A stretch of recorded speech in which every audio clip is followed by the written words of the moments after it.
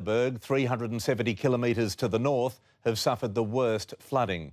But Ipswich and the capital of the Sunshine State have also suffered. The Brisbane River is expected to peak again at the 2-metre mark at 11 o'clock tonight. The message was that it wouldn't be as bad, but this morning it looked eerily similar.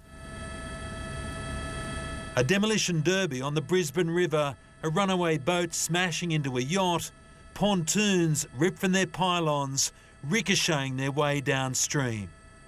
The city's moment of truth was expected to hit around lunchtime. For those in the firing line, it was water torture, edging upwards ever so slowly, and then a sudden surge. So it's come up that much? Yeah. In how far, in how long? You're looking at what? Under half an hour. But people had time to prepare. The sandbags were the front line of defence, while water pumps provided the backup. By peak time, there was an audience, and they were not disappointed. You got out of jail, haven't you? Yeah, we have. Fingers crossed everyone else does too. Throughout this emergency, comparisons are being made with 2011. And as I stand here, it's expected this will be the worst of it for Brisbane CBD. And thankfully, it's a far cry from 2 years ago when the water reached the top of those stairs. Out in the suburbs and in the streets, there was a sense of relief and humour. How would you describe this? Oh, it's more of a puddle than a flood compared to 2 years ago. Yeah, for sure. Houses were surrounded but not swamped. This time, the stilts kept them high and dry. A lucky escape, and for some, though, the final straw. This one has pretty much done it for us this time, I think. So, yeah, we might be shifting. The floodwaters are marching on. The city of Logan, the next port of call. Up to 3,000 people there remain isolated. They're short of the basics, bread and milk, but not the essentials. They're at the bar. They're at the bar drinking. Good planning on a day when Brisbane had some good luck. Live now to Damien Ryan. Damo, the city's escaped damage, but there's certainly a major infrastructure problem there and a tragedy. Yeah, no doubt about that. Premier Campbell Newman has just told Brisbane that its water filtration system has had to be shut down as the water is 4 times muddier than during 2011 floods. Now, it's going to take a couple of days to flush out that problem and fix the problem, so people are asked to conserve their water use.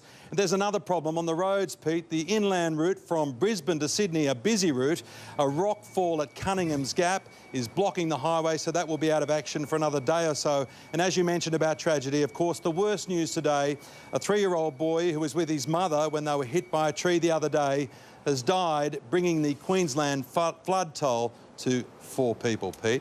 Awful. Damien, thank you. The clouds rolled in and the rain poured down right across Sydney last night. There were record falls in many suburbs, and even when the downpour stopped, the wild weather continued. Battered and whipped by the tail end of the Queensland cyclone, a waterlogged Sydney lived to see another day. The pounding sea hammered commuters on the Manly Run and delivered big wave surfing at one of our smallest beaches. A healthy swell hit Tamarama. The best way out, hitching a ride with a jet ski. It's beautiful. And they're very talented, experienced board riders out there.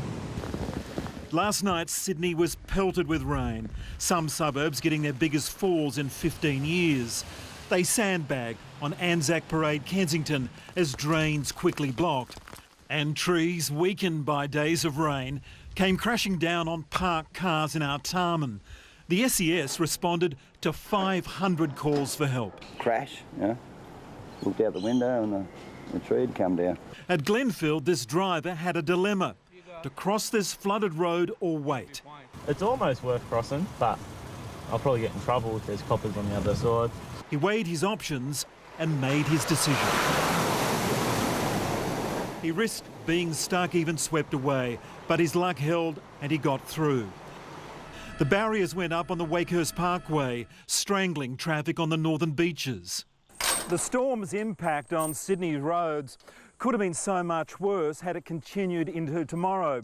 That's when just over 1 million of the state's school kids returned to the classroom. It was still a slow crawl to work, but given the drenching and evacuations up north, Sydney had escaped relatively unscathed. Mark Burrows, 9 News. The heavy rain broke records right across Sydney. Amber Sherlock joins me now with the details. Amber, which suburbs were worst hit? Pete, it was our North Shore that copped the biggest drenching. Castle Cove and French's Forest both recorded 161 millimetres of rain. That's the highest for the city.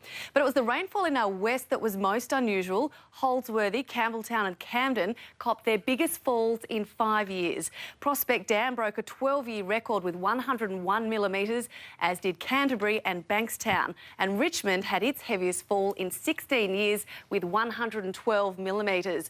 The strong winds also caused chaos right across the city. They reached 70 kilometres an hour on the harbour, 50 kilometres further inland and 30 k's in our far west. The big wet has left us now with very, very humid conditions. At 9 this morning, the city sweltered through 94% humidity, and it was slow to ease with still 70% late this afternoon.